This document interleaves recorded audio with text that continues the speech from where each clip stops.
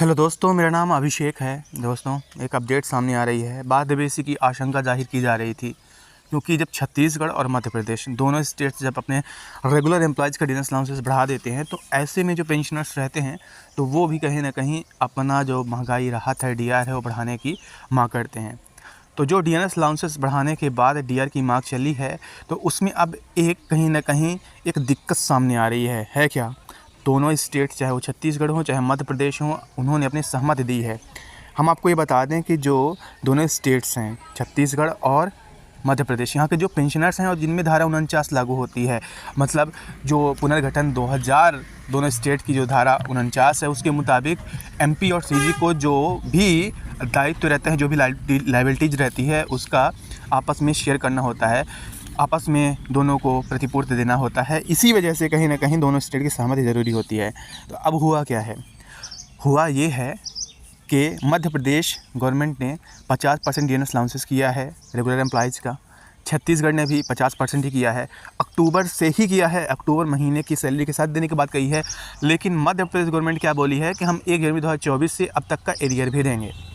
तो जो regular employees हैं उनको तो एरियर मिलेगा, लेकिन जो पेंशनर्स हैं उनको धारा 49 की वजह से, जो छत्तीसगढ़ से सहमति लेने की बात है, तो इस वजह से कहीं ना कहीं उनको एरियर दे पाना संभव नहीं है, क्योंकि जो छत्तीसगढ़ गवर्नमेंट है वो अपने रेगुलर एम्प्लॉयज़ का जो एरियर है वो नहीं दे रही है, उनको एरियर की कोई बात नहीं कही गई है। तो इस हिसाब से जो पिछली बार डीएनएस अलाउंसेस या डीआर आप बोलें actually precisely for the pensioners of other states who are victim of article और सेक्शन 49।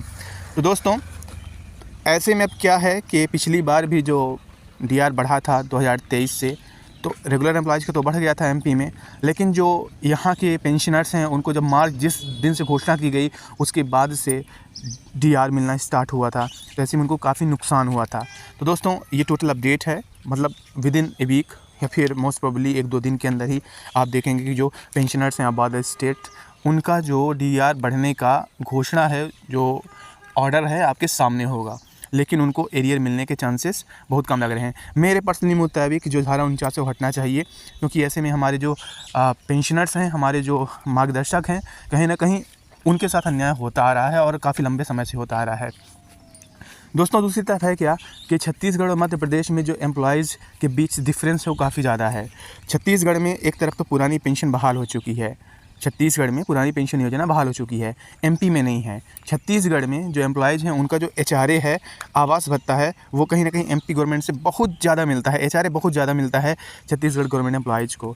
तो ये दो बहुत बड़े फासले हैं। तीसरी चीज़ ये दोस्तों, जो क्लरिकल कैडर है, लिपिक कैडर है, तो छत्तीसगढ़ में उनकी वेतन विसंगत जल्द दूर होने वाली है और एमपी में भी दूर होने वाली है। लेकिन एक एक्स्ट्रा भत्ता होता है, कंप्यूटर भत्ता 500 रुपये, वो उनको छत्तीसगढ़ के गवर्नमेंट एम्प्लॉयज़ को जो क्लरिकल कैडर से उनको ज़्यादा मिलता है।